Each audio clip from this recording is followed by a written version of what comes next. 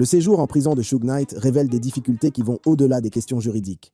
Des problèmes de santé, notamment des caillots sanguins et des complications signalées, sont venus s'ajouter à son incarcération.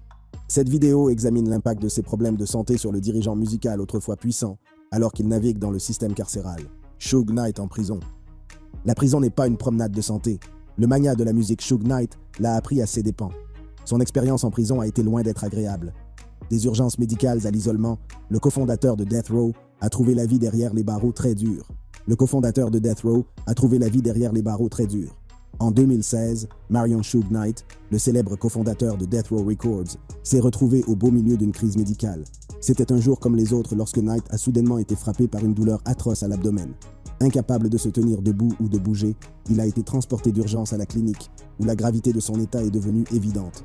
L'appendice de M. Knight avait éclaté, provoquant une douleur intense et mettant sa vie en danger. Le rappeur a subi une intervention chirurgicale d'urgence pour soigner son appendice, une procédure qui nécessitait une attention immédiate. L'opération visait à retirer l'appendice infecté et à prévenir d'autres complications. La santé de Knight était en jeu alors que les médecins travaillaient sans relâche pour le sauver de la catastrophe.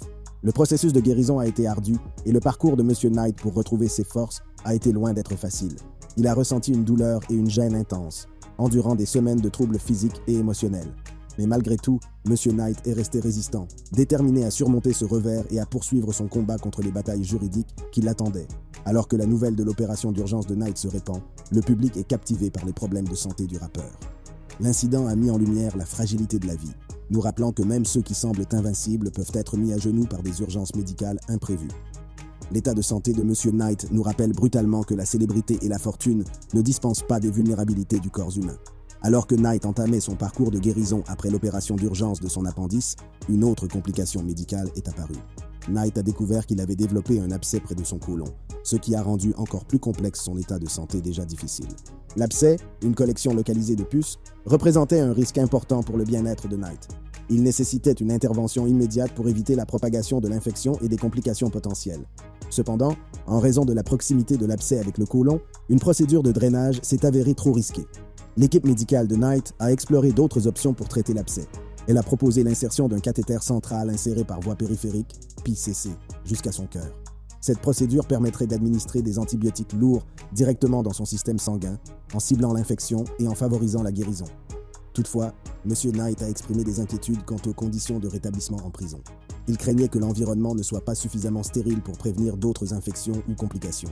Les inquiétudes de M. Knight n'étaient pas sans fondement, puisqu'un fonctionnaire de la prison l'aurait averti que le PC Line risquait de s'infecter s'il était placé dans une cellule non stérile pendant la convalescence.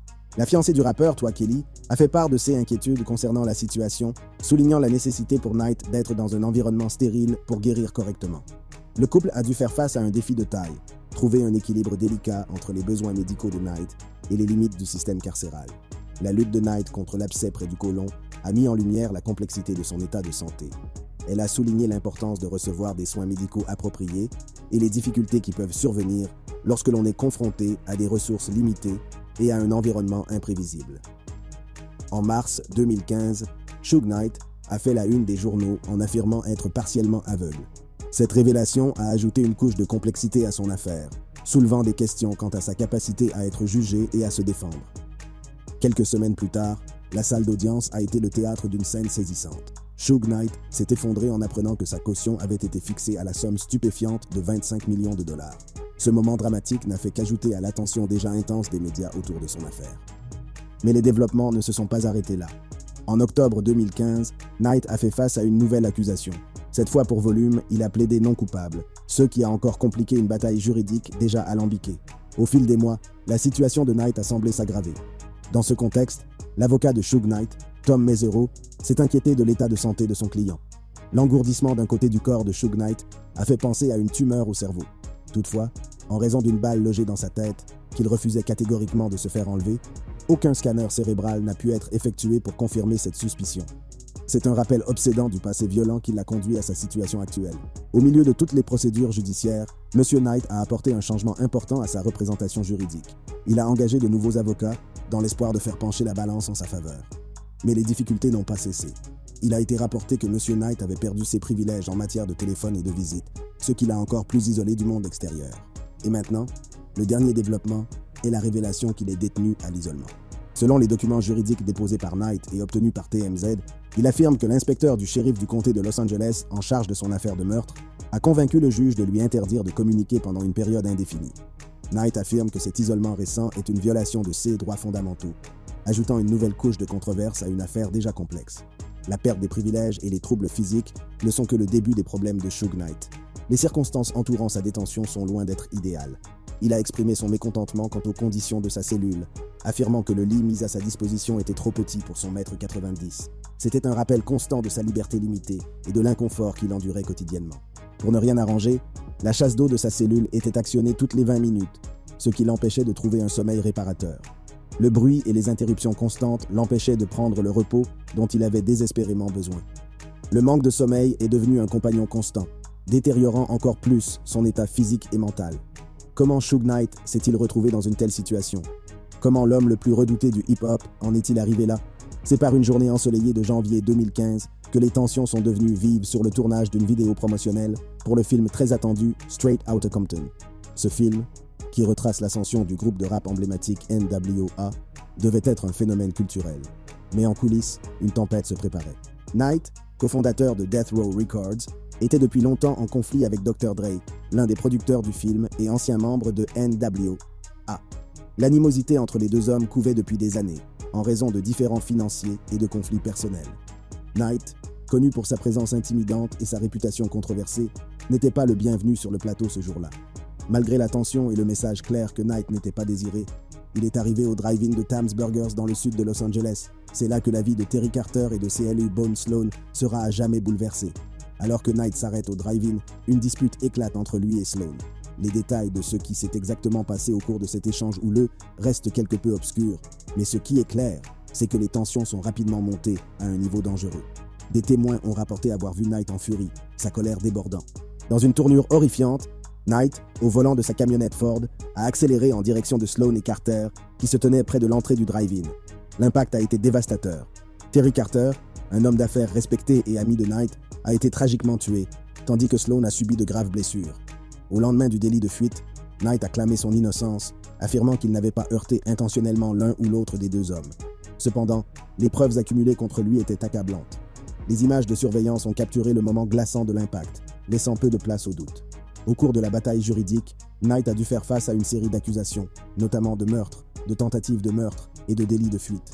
Cependant, dans une tournure surprenante des événements, il a finalement plaidé non coupable à l'accusation d'homicide volontaire. Ce chef d'accusation revu à la baisse est assorti d'une peine maximale de 28 ans d'emprisonnement, ce qui représente une réduction considérable par rapport à la peine d'emprisonnement à perpétuité qu'il aurait pu encourir. Lors du prononcé de la sentence, la famille de Terry Carter s'est avancée, son chagrin étant palpable. L'un après l'autre, ils ont fait part de leur douleur, de leur perte et de l'impact dévastateur que les actes de Knight ont eu sur leur vie. La fille de Terry Carter, Jessica, est venue à la barre, la voix tremblante d'émotion. Elle a parlé du vide profond laissé par l'absence de son père, des événements marquants auxquels il n'assisterait jamais et de l'amour qu'il ne pourrait jamais donner. À travers les larmes, elle a exprimé sa colère et son incrédulité quant au fait que quelqu'un qu'elle considérait comme un ami ait pu commettre un acte aussi odieux. Ensuite, Michael, le fils de Terry Carter, s'est adressé à la cour. Sa voix s'est brisée lorsqu'il a décrit l'immense douleur de la perte de son père, un homme qui avait été son guide et sa source de force. Michael a parlé des rêves brisés et du vide qui ne pourra jamais être comblé. Il a supplié la cour de rendre justice à son père et de veiller à ce qu'aucune autre famille n'ait à subir une perte aussi dévastatrice. CLU Bone. Sloan, l'autre victime du délit de fuite, a également fait une puissante déclaration. Il a parlé de la douleur physique et émotionnelle qu'il a endurée à la suite des actes de Knight. Sloan a décrit les cauchemars qui l'ont hanté, la peur qui l'envahissait chaque fois qu'il sortait, et le traumatisme durable qui restera à jamais gravé dans sa mémoire. Alors que les déclarations des victimes se terminaient, le poids de la sentence pesait lourd dans la salle d'audience. Le juge, Ronald S. Cohen, a exprimé sa sympathie pour la famille Carter et a reconnu la perte profonde qu'elle avait subie. Le jour de sa condamnation, Knight est resté debout dans la salle d'audience, sans manifester la moindre émotion. Le juge Cohen a alors formellement prononcé la peine convenue dans le cadre du plaidoyer, 22 ans pour homicide volontaire, avec 6 années supplémentaires en raison d'une violation de la 3e grève. Marion Suge Knight, autrefois figure puissante de l'industrie musicale, est restée debout, stoïque, alors que son destin était scellé. Aujourd'hui, en 2023, Knight affirme qu'il mérite d'être libéré. Knight allègue que des informations incorrectes sur son dossier ont joué un rôle important dans sa décision d'accepter un accord de plaidoyer. Il affirme que son dossier comportait 3 infractions lorsqu'il a accepté l'accord en 2018, ce qu'il croit maintenant être inexact. Cette révélation soulève des questions sur la validité de sa condamnation et sur l'impact qu'elle a eu sur la détermination de la peine. Une erreur irréparable. La seule chose à faire est de conclure un accord et de me laisser rentrer chez moi ou de montrer que j'avais raison ou de me laisser reprendre mon plaidoyer et recommencer à zéro, a expliqué l'ancien PDG de Death Row Records. Mais ce serait plus difficile de tout recommencer parce que vous avez fait toutes ces conneries avec mon affaire. Knight allègue également qu'on lui a refusé le droit de se représenter lui-même après qu'il a renvoyé ses avocats. Il affirme que ce refus a porté atteinte à ses droits et l'a empêché de présenter son dossier de manière efficace. C'est mon lit. S'il m'avait permis d'aller jusqu'au procès, j'aurais gagné mon affaire. J'aurais gagné mon procès. Mais ils ne l'ont pas fait. D'accord, je comprends cela, n'est-ce pas? Mon crime est passible d'une peine de 2, 6 ou 11 ans, si je suis coupable. Naturellement, ils vont me donner la peine la plus lourde, n'est-ce pas? Donc mon passé, qui je suis, va certainement faire en sorte que je prenne un peu de temps. Et cela ne me dérange pas. Mais vous n'avez pas le droit de me doubler, a expliqué M. Knight. Ces allégations de violation de la loi ont alimenté le plaidoyer de Knight en faveur de la liberté. Il estime que les erreurs commises au cours de son procès justifient une seconde chance, une occasion de présenter son cas au tribunal et de prouver son innocence. La bataille juridique se poursuit et son issue reste incertaine. Le public reste divisé sur la question de savoir si les allégations de Knight concernant des violations de la loi doivent être prises au sérieux ou si elles doivent être rejetées comme une tentative désespérée de manipuler le système. Les antécédents criminels de Suge Knight. Avant que Suge Knight ne devienne un nom familier associé à la controverse et aux activités criminelles, il était un joueur de football universitaire prometteur. En 1983, Knight a reçu une bourse d'études de football à la sortie du lycée, mettant ainsi en valeur ses prouesses athlétiques. Il poursuit sa carrière de footballeur à l'UNLV en 1985, où il est transféré pour poursuivre sa passion. Le talent de Knight sur le terrain lui a même valu le titre prestigieux de Rookie of the Year, recrue de l'année. Cependant, c'est au cours de sa dernière année d'études que la vie de Knight a pris une tournure plus sombre. Dans les coulisses de son succès footballistique, Knight était impliqué dans une activité annexe de trafic de drogue. Selon le livre Labyrinthe, les années universitaires de Knight ont été marquées par sa participation au commerce illicite de la drogue. Cet état d'esprit criminel caractérisera sa vie dans les années à venir. En 1987, le casier judiciaire de Suge Knight s'est officiellement ouvert, marquant le début d'une série d'activités criminelles qui le suivront tout au long de sa vie. C'est au cours de cette année que la future femme de Knight, Sharita Golden, a pris une ordonnance restrictive à son encontre.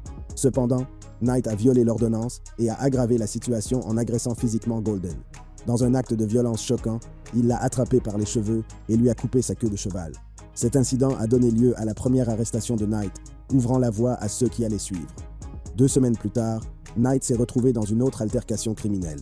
Alors qu'un individu tente de lui voler sa Nissan Maxima, Knight prend les choses en main. Il a tiré sur le voleur potentiel dans la jambe et le poignet, en utilisant l'arme de l'agresseur contre lui. Malgré la gravité du crime, les charges retenues contre Knight ont été étonnamment réduites à des délits mineurs. Il n'a écopé que d'une amende de $1000 et de 3 ans de mise à l'épreuve pour cet acte violent. Knight s'est ensuite vanté d'avoir abattu l'homme avec sa propre arme lors d'une interview accordée au Washington Post en 2007. Les activités criminelles de Suge Knight se sont intensifiées à la fin des années 1980. En 1988, il se retrouve à nouveau en difficulté, cette fois pour avoir agressé un homme à l'aéroport international de Los Angeles. Les détails de l'incident sont rares, mais il vient s'ajouter au casier judiciaire de Knight, qui ne cesse de s'alourdir. La propension de Knight à la violence et à l'agression semble être un thème récurrent dans sa vie. Ces incidents sont les premiers indicateurs de la trajectoire turbulente qu'il suivra dans les années à venir. Au fur et à mesure de son implication dans l'industrie musicale, sa réputation de personnage redoutable et intimidant grandit. Personne ne savait à l'époque que ses premiers démêlés avec la justice n'étaient qu'un aperçu du passé criminel qui allait définir l'héritage de Suge Knight. Le décor était planté pour des événements encore plus choquants et controversés qui allèrent se dérouler dans les années à venir. L'année 1990 s'est révélée être une période chargée et tumultueuse pour Suge Knight, qui s'est retrouvé impliqué dans une série d'activités criminelles. À Las Vegas, les tendances violentes de Knight se sont intensifiées lorsqu'il a utilisé un pistolet chargé pour briser la mâchoire d'un malheureux individu. Cet acte d'agression lui a valu un nouveau démêlé avec la justice. Les ennuis judiciaires de Knight ont continué à s'accumuler alors qu'il plaidait coupable pour de multiples cas de coups et blessures. Ces incidents se sont produits à Hollywood et à Beverly Hills, respectivement, renforçant encore sa réputation de violence. En outre, Knight a plaidé coupable à une accusation de trouble à l'ordre public à Van Nuys, mettant en évidence son penchant pour les comportements perturbateurs. Malgré la gravité de ces accusations, Knight a réussi à éviter des conséquences plus graves. Il a bénéficié d'une mise à l'épreuve et d'un sursis, ce qui lui a permis de poursuivre son parcours controversé dans l'industrie musicale. Ces événements n'étaient qu'un aperçu de la trajectoire turbulente qui attendait Suge Knight. En 1991, Knight s'est lancé dans une mission visant à consolider son pouvoir dans l'industrie musicale, en particulier par le biais de sa participation à Death Row Records. Cette tactique consistait notamment à imposer des contrats à des artistes tels que Dr. Dre et Doc, ce qui lui a permis d'asseoir sa domination sur l'industrie. Au cours de cette période, un incident notoire impliquant Knight et Vanilla Ice a attiré l'attention des médias. La rumeur veut que Knight ait suspendu Vanilla Ice par-dessus un balcon en le tenant par les chevilles pour le forcer à céder les droits de sa chanson Ice Ice Baby. Bien que Vanilla Ice ait nié cette allégation, l'incident est devenu un élément de la légende de l'industrie musicale. La vérité sur ce qui s'est passé sur ce balcon reste un sujet de spéculation, mais il est largement admis que les tactiques d'intimidation de Knight ont joué un rôle dans la résolution de leurs différends juridiques. Cet incident, qu'il soit réel ou fictif, a renforcé la réputation de Suge Knight en tant que figure redoutable et intimidante de l'industrie musicale. Il a donné un aperçu de ce qu'il était prêt à faire pour affirmer son pouvoir et son contrôle sur les artistes et leurs propriétés intellectuelles. Si les condamnations et les arrestations étaient un sport olympique, Suge Knight aurait remporté l'or en 1992. Cette année s'est avérée être un tournant dans l'histoire criminelle de Knight, qui a dû faire face à une série d'accusations graves et de batailles juridiques. L'un des incidents les plus notables est la condamnation de Knight pour agression avec une arme mortelle.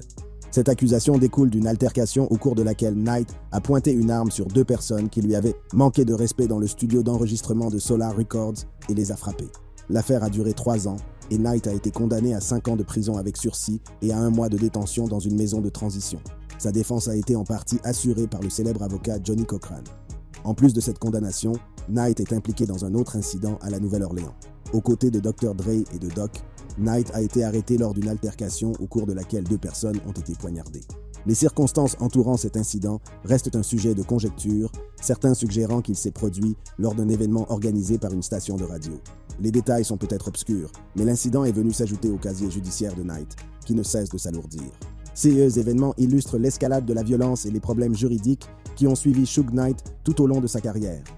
Ce n'était qu'un avant-goût des événements choquants et controversés qui allaient se succéder dans les années à venir. En 1996, les activités criminelles de Knight atteignent un nouveau degré de notoriété. Les caméras de l'hôtel MGM Grand de Las Vegas ont filmé Knight et plusieurs associés, dont le rappeur Tupac Shakur, en train de battre brutalement un membre d'un gang rival. Cet incident a provoqué une onde de choc dans l'industrie musicale et dans le grand public. En raison de son implication dans le passage à tabac, Knight a été condamné à 9 ans de prison. L'incident a pris une tournure tragique lorsque Tupac Shakur a été abattu quelques heures seulement après l'altercation, succombant finalement à ses blessures. Les circonstances entourant le meurtre de Shakur ne sont toujours pas élucidées, ce qui alimente les théories du complot et les spéculations. Knight a purgé 5 ans de sa peine avant d'être libéré en 2001. Le temps qu'il a passé derrière les barreaux a marqué un chapitre important de sa vie, mais il est loin d'avoir mis fin à ses ennuis judiciaires.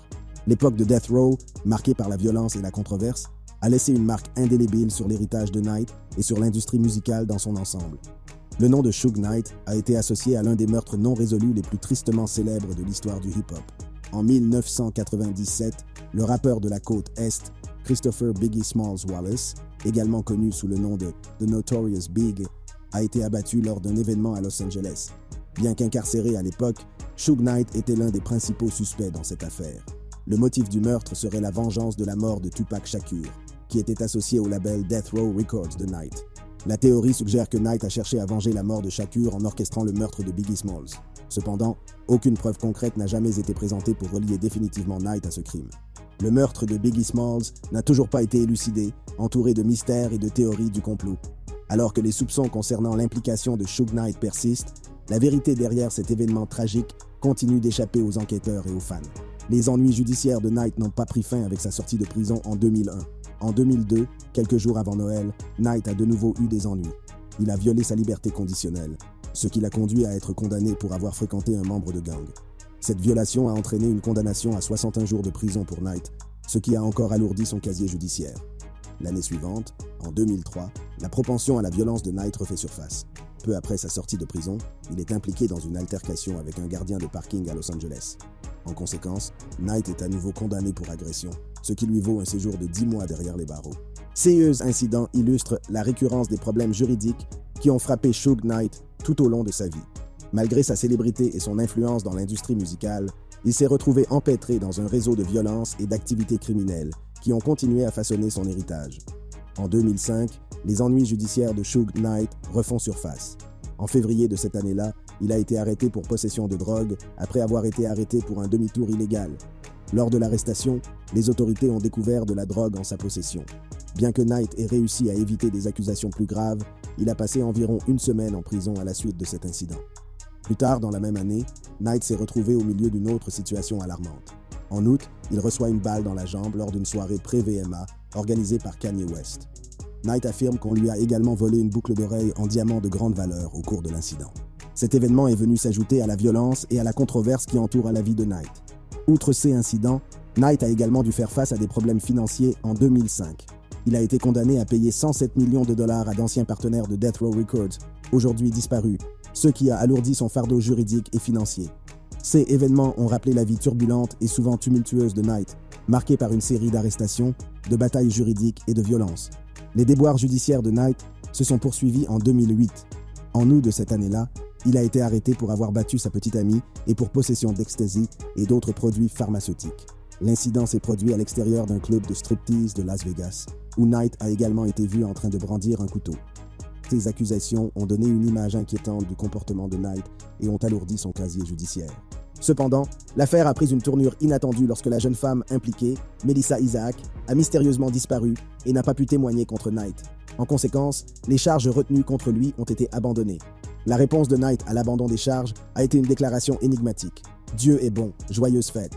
Cet incident a rappelé une fois de plus la nature volatile et imprévisible de la vie de Suge Knight, où les ennuis judiciaires semblaient le suivre partout où il allait. En 2009, le nom de Knight est à nouveau lié à un incident très médiatisé. 5 hommes se sont introduits dans la maison du producteur du musicien Akon, affirmant que le producteur devait de l'argent à Knight. Les cambrioleurs se sont emparés d'environ 170 000 $ de bijoux, d'équipements stéréo et d'un coffre-fort de 130 livres.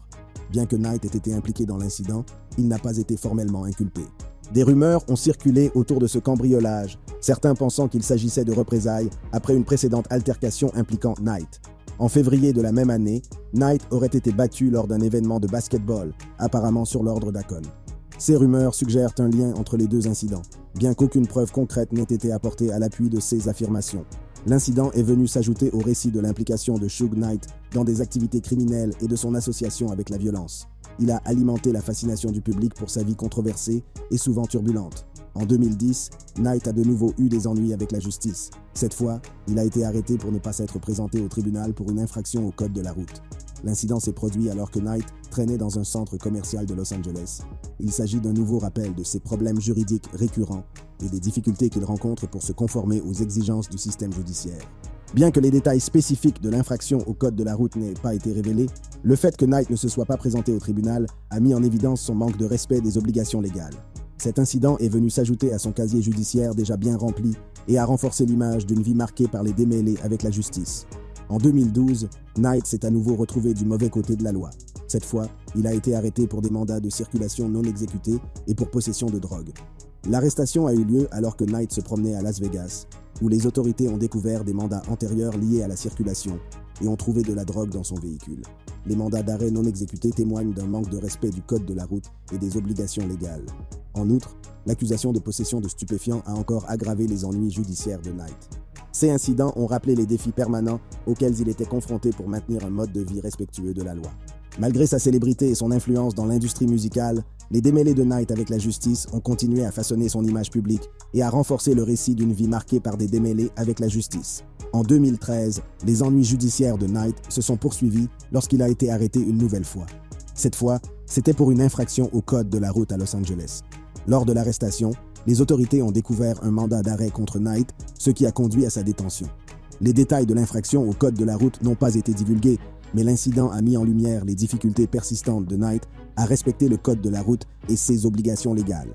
La découverte du mandat d'arrêt non exécuté a encore aggravé ses déboires judiciaires, soulignant la récurrence de ses démêlés avec les forces de l'ordre. En 2014, les ennuis judiciaires de Knight se sont à nouveau aggravés. Il a été arrêté pour vol, après avoir été accusé d'avoir arraché et volé un appareil photo à un photographe à Beverly Hills. Cet incident est venu s'ajouter à la longue liste d'activités criminelles associées au nom de Knight. À la suite de l'accusation de volume, Knight a été appréhendé à Las Vegas le 29 octobre de la même année. L'arrestation a marqué un autre événement important dans ces batailles juridiques en cours, alimentant encore la fascination du public pour sa vie controversée. La vie de Knight a été une lutte constante avec le système judiciaire, ce qui est entièrement de sa faute.